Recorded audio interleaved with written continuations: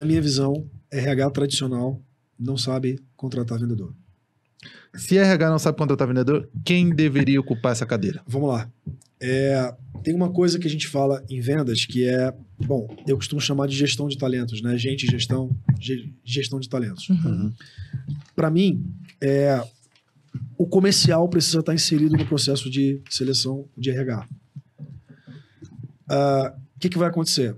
Uma pessoa de RH que não veio de vendas dificilmente vai ter capacidade de avaliar tecnicamente tanto um perfil de um vendedor como a capacidade dele dentro daquela operação. Uhum. Então, eu posso fazer teste psicológico, posso botar dentro de todas as dinâmicas, etc. Uhum.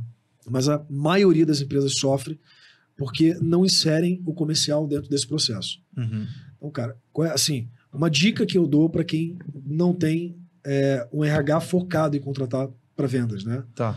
Cara, dentro do teu processo de contratação, tem que ter uma coisa que a gente chama de role play, Uhum. que é uma técnica de treinamento de simulação, mas que geralmente a gente faz para o vendedor que já está dentro da operação. Isso aí. Sim, excelente. O que a gente faz? Eu trago para o processo de contratação.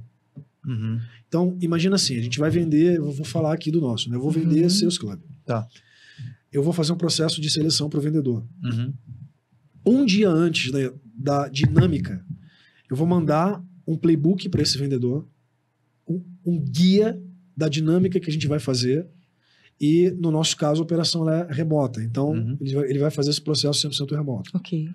E aí, ali eu tenho, por exemplo, se ele for um pré-vendedor, deixa eu pegar o exemplo aqui de um pré-vendedor para ficar fácil. Pré-vendedor, para quem não sabe, é o profissional de vendas que faz as primeiras etapas da venda. Uhum. Né?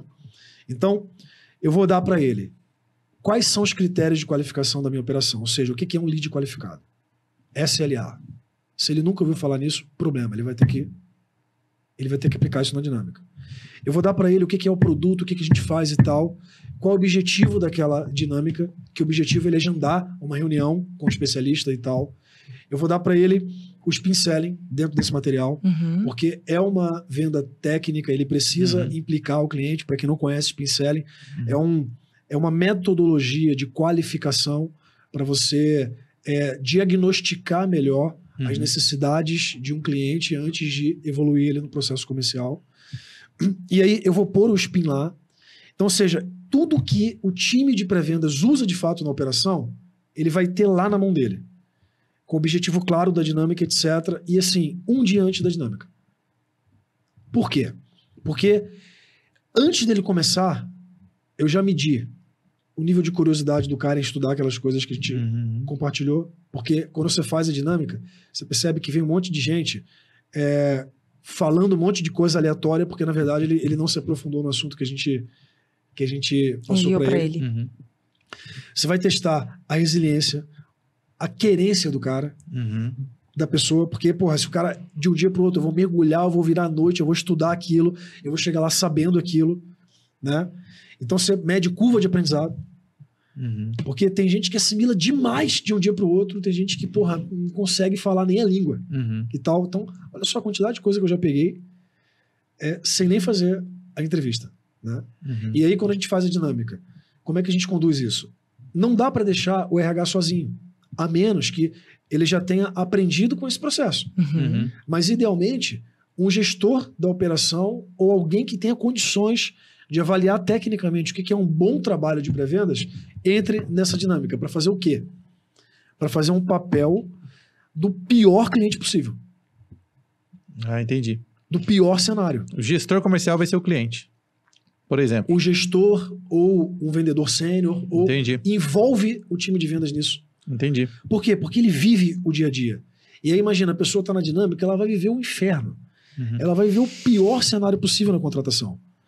Quando ele viver o pior cenário, cara, vamos lá, vocês que têm operação, que estão vindo, que têm operação, já devem ter percebido que, assim, se imagina, né?